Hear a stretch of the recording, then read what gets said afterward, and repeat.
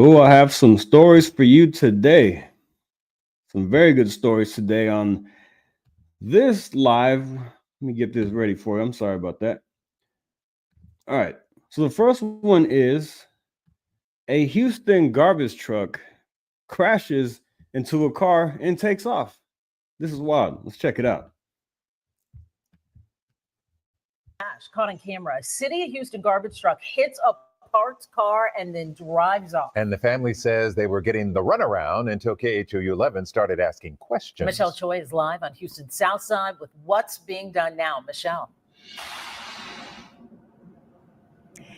Hey there, Mia and Len. Yeah, we're in a neighborhood off Alameda, Genoa, and 288. Now, this is the car that was sideswiped, but the owners say they had no idea who was responsible until a neighbor came forward with that surveillance footage. It's a hard hit.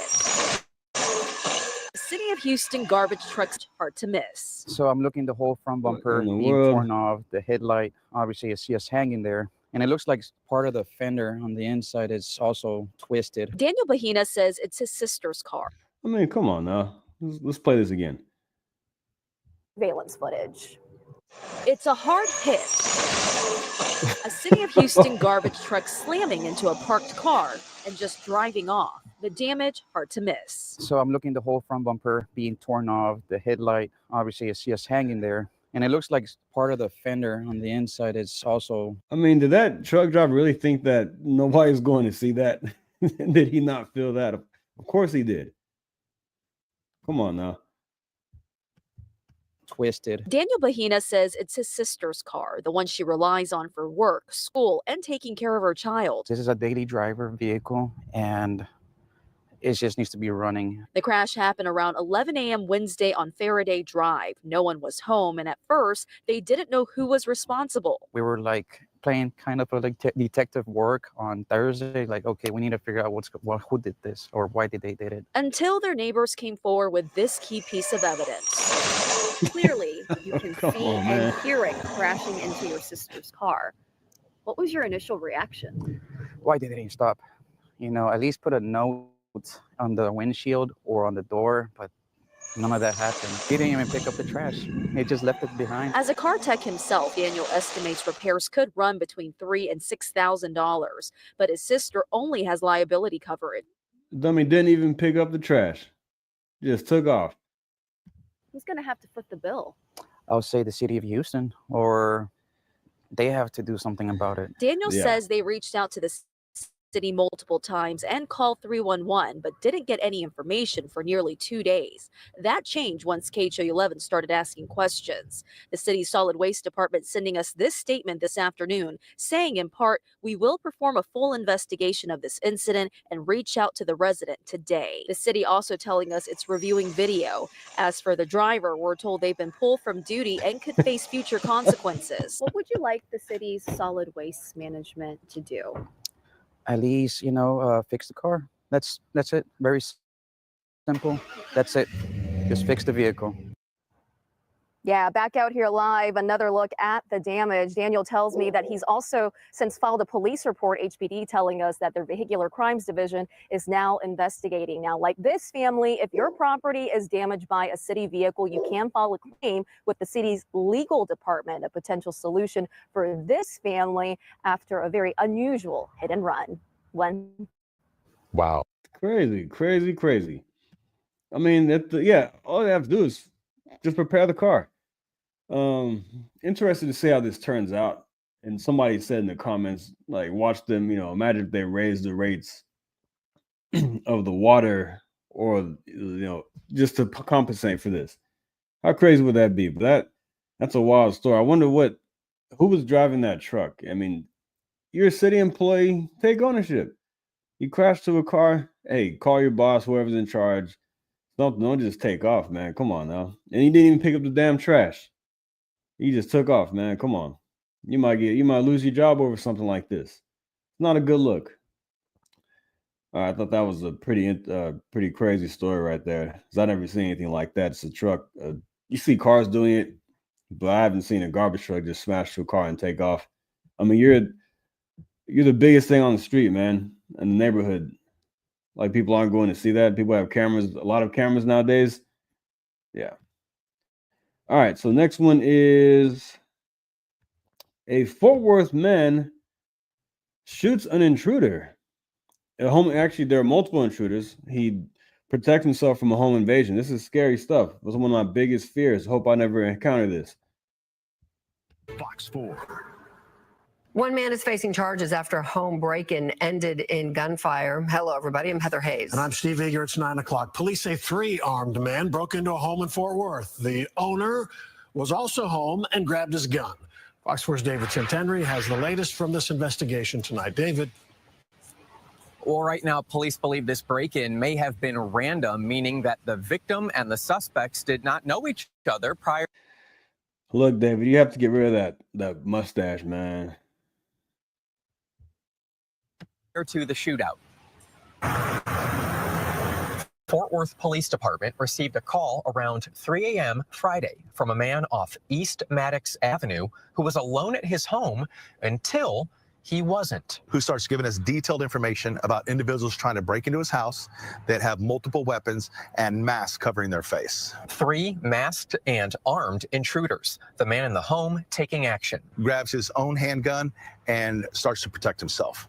Police say there was an exchange of gunfire. The victim outnumbered. So he went and retrieved another weapon, and also returned fire. During the shootout, police say the victim shot one of the 3 suspects. Boom, boom, boom, boom. Then stopped and started again. Neighbor Charles Wilbur heard the gunfire and saw suspects running away. He jumped in the white truck. Police say one wounded suspect was found a block away. He's identified as 23-year-old Anthony Beza, charged with burglary of a habitation. A frightening morning for people in the Hillside, Morningside neighborhood. That kind of woke me up, and I put my dog up and stuff, and kind of was like freaking out because I was like, okay, hopefully they don't shoot through that house. You know what I mean? Especially concerning because police believe the suspects may not be connected to the victim. Right now, we don't believe they are, but we're still trying to figure out the exact motive on why they would break into this specific house. Possibly a random break-in. It could be random. I mean, that's the thing. That's, what's scary about that. If it is random, it is more scary because that means they could just do it to anybody. And then 2 suspects are still on the loose. I mean, you never know until a full investigation is complete on this. And I know. Was that a Longhorns hat? Let's go back and check it out. Was that a Longhorns hat with the Sooners shirt? Let's see. Talking about the guy in the red. No, it says something about Hawaii. Yeah, it's the Longhorns hat with some kind of Hawaiian shirt. So that would be interesting. He's wearing both a Sooners shirt and the Longhorns hat, but it doesn't seem to be the case. But yeah, it definitely looks like the colors of it. As far as home invasion, I know a cop, and there's one thing he would always say is that there is a reason why. Of course, there are random things that happen, but if somebody is breaking to a home, there's something that 9 times out of 10, there's something that they want that's behind those doors that they know that's there. So I don't know. It could have been random, which is scary, but also could have been a targeted hit. There could be a connection. We don't know. Maybe they were watching this person, saw something that they wanted. If you look at, I watched a couple of videos on this, and it looks like it is, the house is pretty decent. Yeah. Looks like a pretty decent house, the nicest house in the street as far as I can see. But that's terrifying stuff, man. Let's keep going. Now we don't believe they are, but we're still trying to figure out the exact motive on why they would break into this specific house. Possibly a random break-in.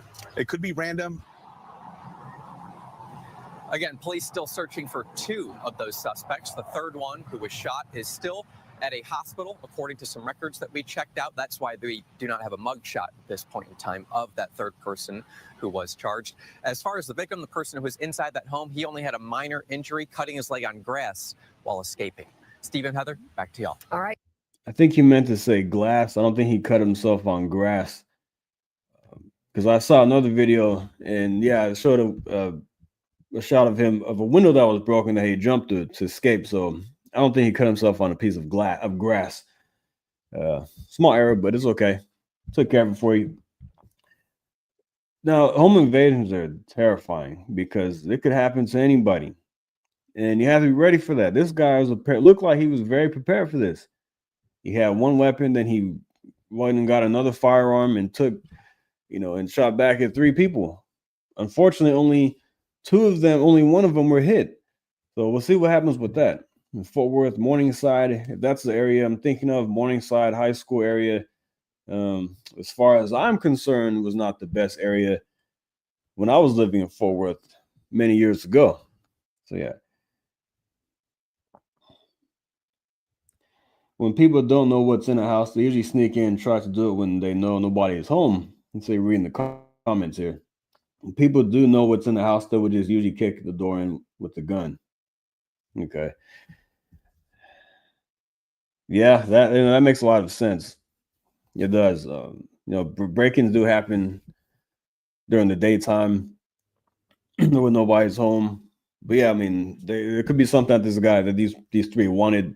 We don't know what was involved. Was there some luxury items in there? Was it a drug situation? Some of the comments allude to that too. In the comments of this video on Fox 4, that drugs were involved with that. That's what they're thinking is. I'm not sure about that. I don't know what happened, but home invasions are scary to think about. Make sure your doors are locked at all times. People can get in, but make sure your doors are always locked. I don't know how people live with their doors unlocked. They leave the house. The garage doors. I've seen people's garage doors just wide open at night. I mean, people are looking for targets. They're driving by, seeing who has the easiest target. I mean, that's why I think it's important to have cameras too, because they can be a big deterrent. I saw one study that said 60%. It was a bunch of inmates interviewed that are in jail and prison for burglaries, and they said that 60% said that a camera will deter them to go to another house. I wish it were higher, but hey, 60% is 60%. And then some will say, we'll take that as, they must have something valuable in there if there's a camera. So it can go the other way. But hey, try to do as many things as possible to keep yourself and your home protected. All right, so let's go on to another story. Alligator Alcatraz controversy comes to Texas as Cornyn backs new facility. I wonder if he's only saying this because he's up for re-election. He's trying to appeal to the MAGA base because they know Ken Paxton's going to win that vote. He knows that. Texas Senator John Cornyn this week on Capitol Hill applauded Florida's efforts in the creation of Alligator Alcatraz, saying he supports a similar operation in Texas. The recently opened migrant detention center in the Florida Everglades has drawn sharp criticism with allegations of unsuitable conditions and bug infestations. DHS says it desperately needs more bed space for detained migrants. Fox 4's Casey Stiegel in studio with more. Casey? Yeah, Steve, Heather, good evening. Senator Cornyn's office told me today that he was not available for a brief interview to discuss his remarks on Capitol Hill. Critics have called Alligator Alcatraz inhumane. DHS refutes that and also confirms that it is actively in talks with other states about constructing new facilities. Following in Florida's footsteps, Texas Republican Senator John Cornyn this week in a Senate Judiciary Subcommittee says he wouldn't mind replicating the idea of an Alligator Alcatraz-like facility in Texas. I'm hopeful that other states will step up to help in similar ways. If we could find a way to make something like this work in Texas, I would strongly support it. Texas has previously pitched the feds. Earlier this year, the state's land commissioner offered the Trump administration more than 1,400 acres of land down in Starr County along the border to build immigrant detainee holding and processing sites. Belts of Texas land near El Paso into New Mexico have become militarized zones where troops are deputized to carry out immigration enforcement. And I'd encourage our governor, as well as Secretary Noem, to explore the possibility of locating future detention facilities in Texas. A ball DHS Secretary Kristi Noem says is already moving. He is going to get destroyed in the primaries. We're looking at other locations as well. We've had several other states that are actually using Alligator Alcatraz as a model for how they can partner with us as well. What are some of those? Are there other states? I'm having ongoing conversations with 5 other governors about facilities that they may have. Noem wouldn't elaborate when asked which states or an exact timeline. Governor Abbott's office didn't get back with us Wednesday.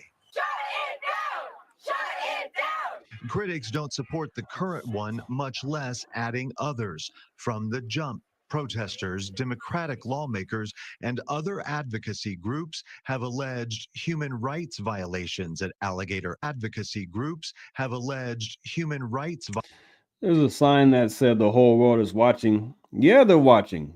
So they won't try to come into the country illegally. And maybe other countries will take note of what we're doing to protect their citizens and their borders. These people are so dumb. They just assume that these conditions are horrible, that I've heard they're alleging that people are not being fed properly.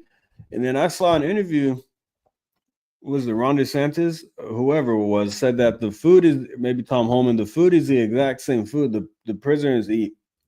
The detainees eat the exact same food that the workers eat. And then there are some complaining apparently that the bread wasn't toasted on the sandwiches. Give me a break. violations at Alligator Alcatraz. You know, people act like they have the alligators roaming the hallways or something of the detention center. I don't know. Crazy. We have individuals 37 to cage.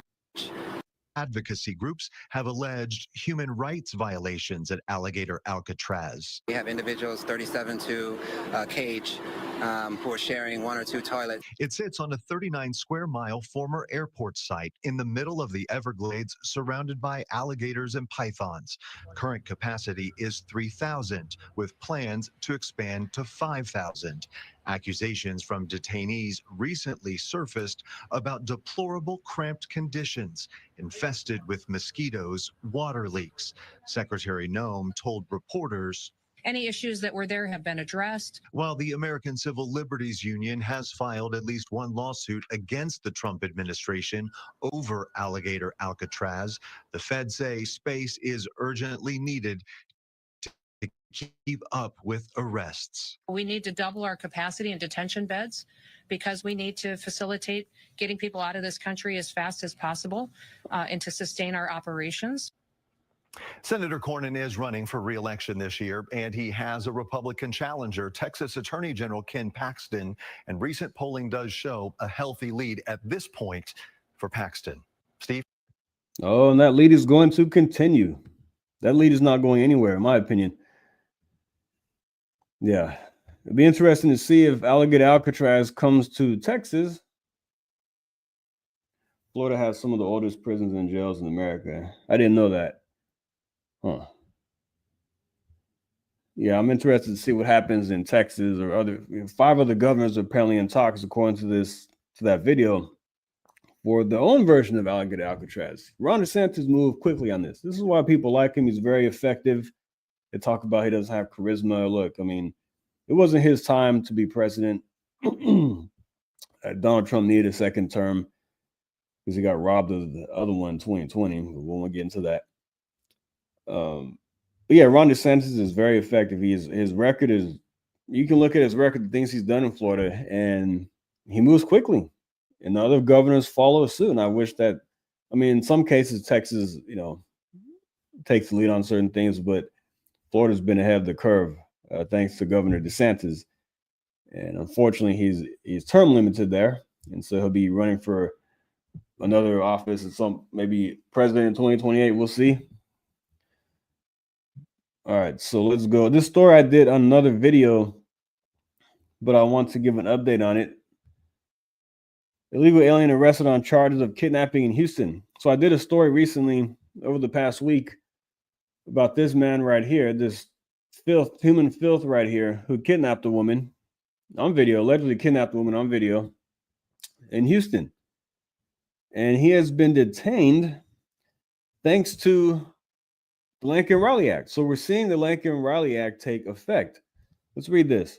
Officials at the U.S. Department of Homeland Security announced the arrest of an illegal alien in Houston on charges of kidnapping and assault after video evidence from a doorbell camera showed him abducting a woman off the street. Jose Armando Carcamo Perdomo, who was unlawfully present in the U.S. from Honduras, was arrested by local law enforcement and is believed to be a part of a sex trafficking ring.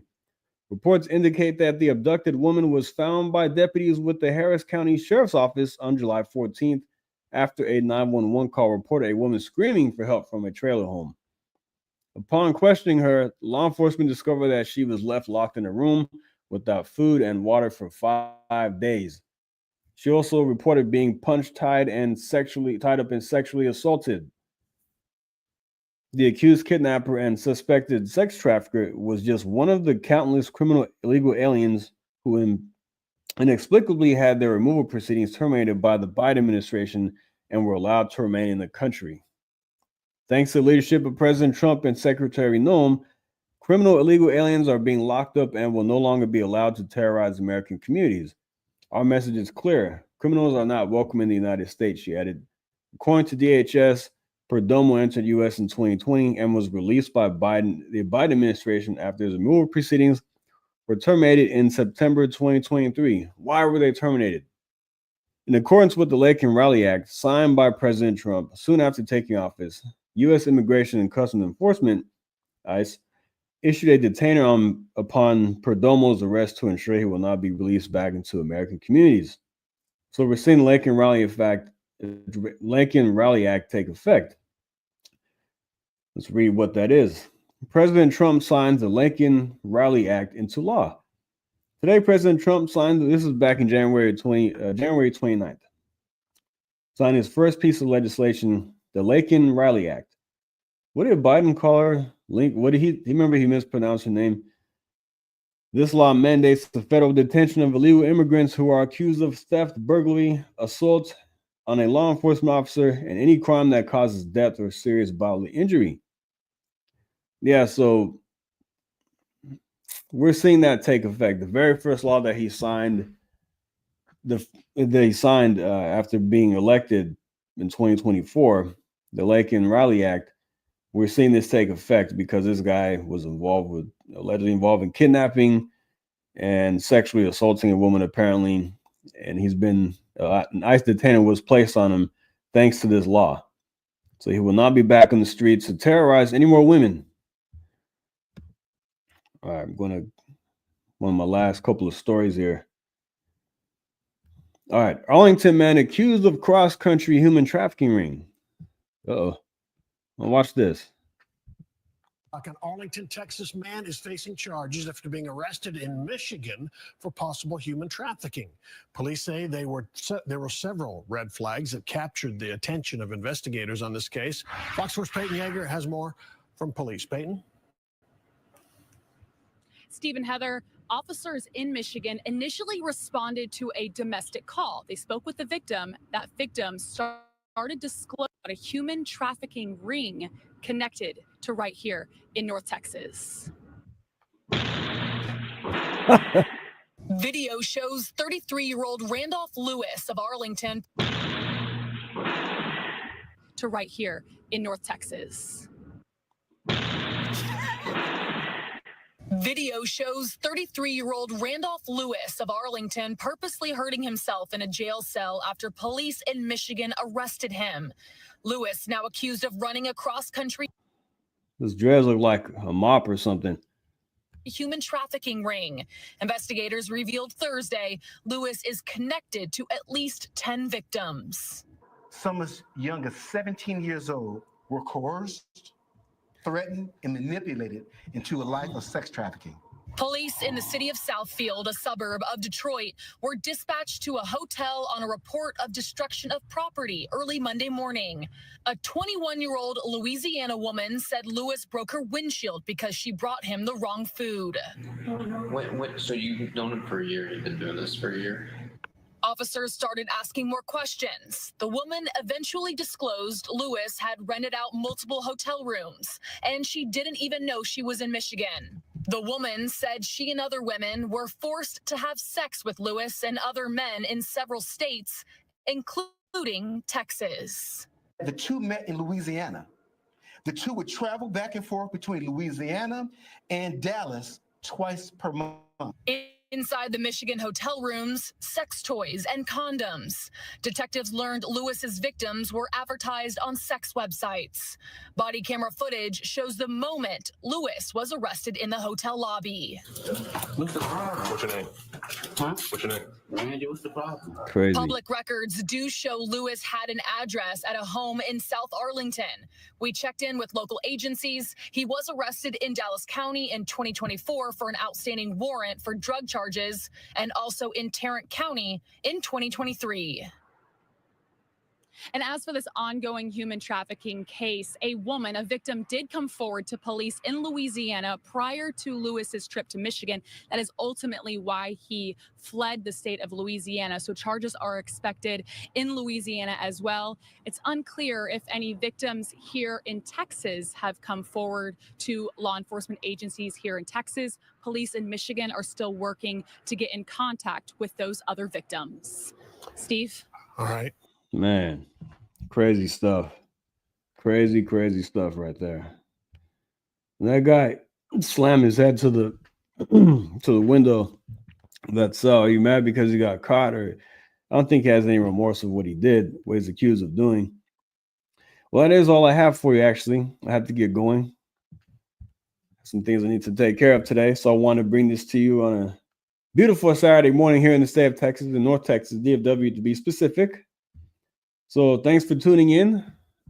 Go back and watch this if you missed anything. The first story was pretty wild. The trash truck, the garbage man smashing into that car in Houston and just taking off. So if you want to go back and watch that, feel free to do so. And I will see you soon. Like and subscribe if you're not already. If you are, thank you, King Yeti, for tuning in as always.